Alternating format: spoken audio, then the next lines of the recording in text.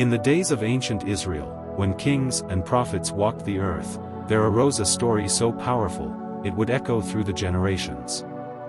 A story of fear and courage. A story of a boy and a giant. This is the story of David and Goliath.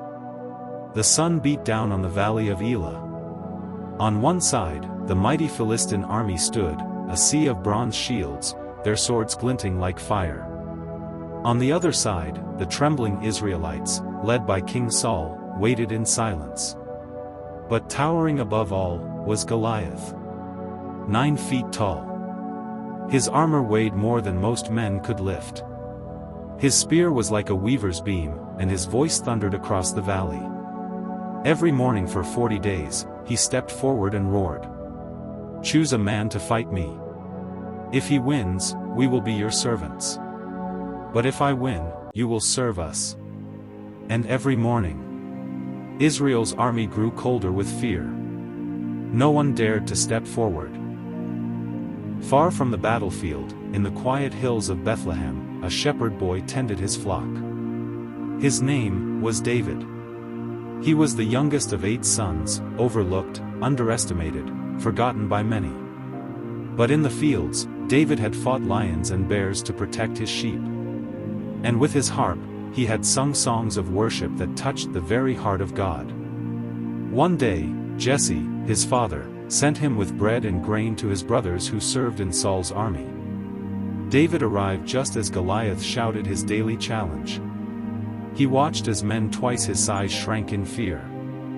His heart burned with indignation. "Who is this uncircumcised Philistine," David cried, "that he should defy the armies of the living God?"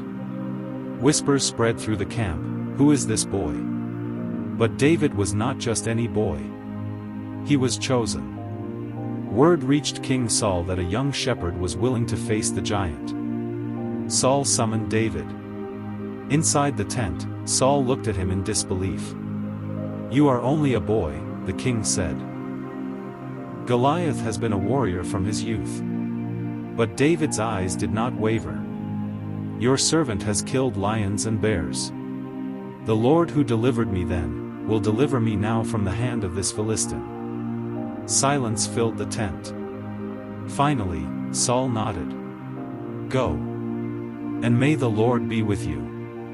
He placed his own armor on David, bronze helmet, heavy coat, sword at his side. But when David tried to walk, he staggered under the weight.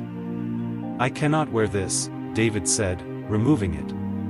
"I will fight him with what I know." And so, he took only his shepherd's staff, his sling, and 5 smooth stones from the brook. The valley grew silent as David stepped forward. The Philistines laughed. The Israelites gasped. Goliath sneered when he saw the boy. "Am I a dog, that you come at me with sticks?" he roared.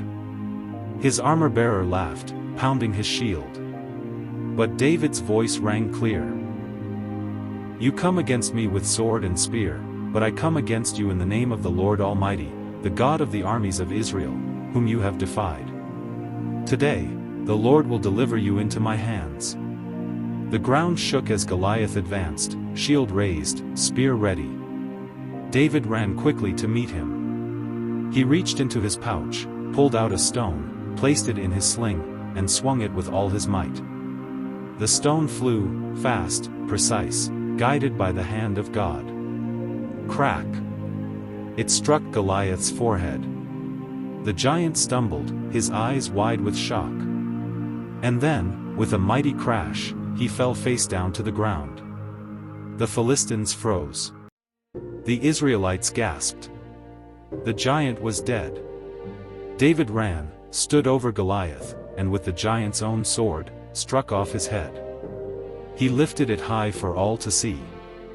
A roar rose from Israel's camp, the sound of hope, of triumph, of freedom. The Philistines turned and fled in terror, chased by the army of Israel. And from that day on, David's name spread across the land. He was no longer just a shepherd boy. He was a warrior. A hero. A man after God's own heart. The story of David and Goliath is not just about a boy and a giant. It is about the battles we face.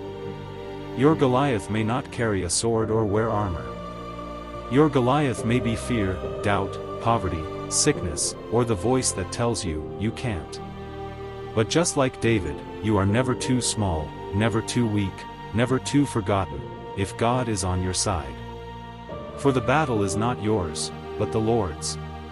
Pause, slow, inspiring tone. So when your giants rise, stand tall. Pick up your stone. And run forward in faith. Because giants still fall. Thanks for watching, subscribe for more videos.